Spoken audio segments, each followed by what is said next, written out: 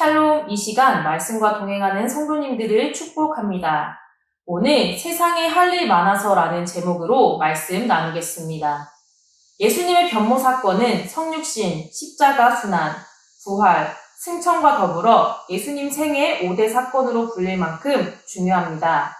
앞서 16장에서 예수님은 처음으로 자신의 순환을 제자들에게 예고하셨습니다. 제자들은 혼란과 불안에 휩싸였죠. 불안해하는 제자들에게 17장의 변모 사건을 통해 용기와 위로를 주십니다. 예수님은 얼마 후 고난받고 십자가에서 돌아가시지만 부활하시고 또 승천해 영원한 승리자가 되실 것을 암시하기 때문입니다. 예수님의 변모 사건은 모든 공관복음에 기록된 중요한 사건입니다. 마태는 수신자였던 초대교회 유대인 성도들에게 예수님이 영원한 신적 영광을 지니신 하나님의 아들이시며 구약이 기다린 진정한 메시아이심을 확증합니다. 그리고 초대교회 성도들이 각종 방해와 고난 가운데서도 흔들리지 않고 예수님을 쫓아가는 데 힘쓸 것을 강조합니다. 본문 1절, 2절 말씀입니다.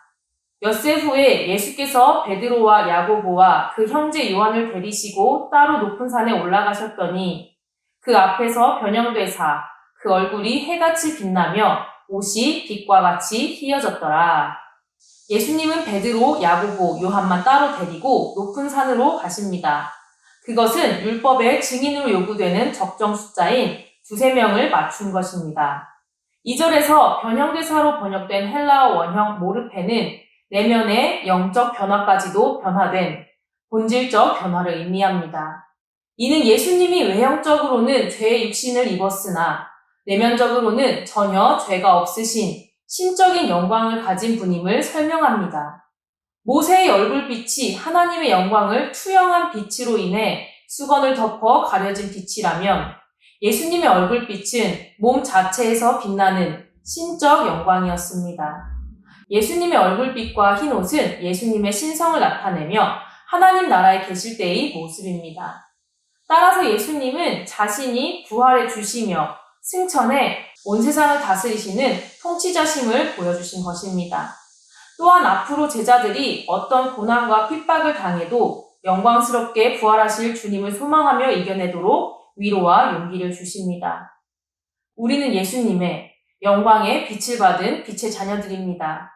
바울은 너희가 전에는 어둠이더니 이제는 주 안에서 빛이라 빛의 자녀들처럼 행하라 라고 전합니다. 예수님의 변모 사건은 장차 예수님을 따르는 우리가 경험하게 될 변화를 암시합니다. 또 바울은 나팔 소리가 나매 죽은 자들이 썩지 아니할 것으로 다시 살아나고 우리도 변화되리라 라고 말합니다. 이는 주님의 변화된 모습이 미래에 있을 소망에 불과한 것이 아님을 의미합니다. 모세도 시내산에서 하나님을 대면하고 내려온 후에 그 얼굴에서 광채가 났고 복음을 전하다가 돌에 맞아 죽어가는 스데반도 얼굴이 천사의 얼굴같이 빛이 났습니다. 이처럼 하나님과 깊은 교제를 나누는 경건한 삶은 세상의 어떤 아름다움과 견줄 수 없는 광채를 바랍니다. 우리가 받은 예수님의 빛은 우리에게 새 사람의 옷을 입혀 날마다 새롭게 하며 창조주의 형상을 닮게 합니다. 빛을 바라는 저와 여러분 되기 소망합니다. 4절 말씀입니다.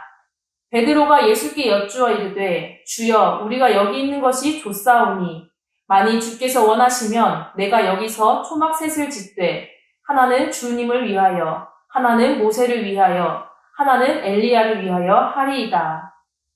베드로는 모세, 엘리야와 말씀을 나누시는 예수님께 초막셋을 짓겠다라는 매우 엉뚱한 말을 합니다. 초막으로 번역된 헬라어 스케네는 초막절에 임시 거처로 삼았던 장소를 가리킵니다. 즉 베드로는 그곳에 예수님과 함께 눌러앉기를 바란 것입니다. 베드로의 말은 고난 없이 신비한 영광만 누리려고 하는 인간적 욕심에서 비롯된 것입니다. 그러자 하나님의 임재를 상징하는 빛난 구름이 베드로의 욕심을 덮어버렸습니다. 5절 말씀입니다. 말할 때에 호련히 빛난 구름이 그들을 덮으며 구름 속에서 소리가 나서 이르시되 이는 내 사랑하는 아들이요 내 기뻐하는 자니 너희는 그의 말을 들으라 하시는지라. 구름 속에서 하나님의 말씀이 들립니다. 이는 내 사랑하는 아들이요 내 기뻐하는 자니 너희는 그의 말을 들으라. 이 말씀은 예수님이 진정한 메시아시며 유대인들이 그토록 기다리던 구원자이심을 확증합니다.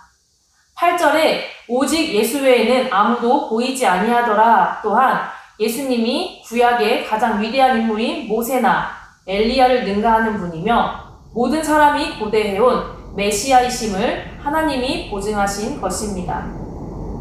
하늘의 음성에 두려워서 엎드린 제자들에게 예수님은 친히 손을 대시며 위로해 주십니다. 이 표현은 이 사건이 실제 있었던 역사적인 사건이며 예수님이 하나님의 아들이시며 세상을 위로하시는 메시아임을 보여줍니다. 7절에서 일어나다와 두려워하다로 번역된 헬라어는 모두 수동태 명령형으로 두려워하던 제자들이 예수님의 말씀에 의지해 담대하게 일어나 주님만 바라보게 되었음을 강조합니다. 예수님의 변모 사건을 본 베드로는 신비하고도 장엄한 광경으로 인해 정신을 잃고 횡설수설하였습니다. 예수님은 세 제자에게 메시아의 사명을 이해시키고 그들이 장차 맡을 사명을 잘 감당하도록 이적을 보여주셨으나 그들은 이해하지 못했습니다. 오늘날 성도들 가운데에도 베드로처럼 산 위에 머물기를 원하는 성도들이 있습니다. 신비한 체험만을 줬거나 교회, 공동체의 따뜻한 분위기에만 안주하려 합니다. 그 결과 교회 밖으로 나가 복음 전도 사명을 감당하는 일을 등한시합니다. 주님의 영광의 빛을 받은 빛의 자녀는 교회와 공동체가 주는 안락함을 뛰어넘어 고통당하고 소외된 자들의 부르짖음을 듣고 세상으로 나가야 합니다. 세상이 어두워지고 쾌락에 빠질수록 예수님이 거룩한 나라에서 죄악된 세상으로 내려오신 것처럼 세상으로 나아가 주님의 빛을 비추어야 합니다. 말씀을 정리합니다. 예수님은 자신의 메시아 사역을 이해하지 못한 제자들을 높은 산으로 데려가셔서 변모하심으로 그들을 위로하시고 그들의 사명을 깨우치셨습니다. 나아가 십자가 고난과 죽음 후에 있을 부활의 영광을 미리 보이셨습니다. 고난 없는 영광, 죽음 없는 부활은 없습니다. 그러므로 환난과 핍박 속에서도 영광의 주님을 바라보고 소망해야 합니다. 최후 승리를 얻을 때까지 십자가를 붙들고 하늘 영광을 구하며 성령의 도우심으로 거룩한 삶을 살아야 합니다. 우리는 예수님의 빛을 받아 새 사람을 입고 세상을 밝히 비추는 자들입니다. 오늘 하루 찬송가 442장 저 장미꽃 위에 이슬의 3절 가사가 우리의 고백이 되길 소망합니다.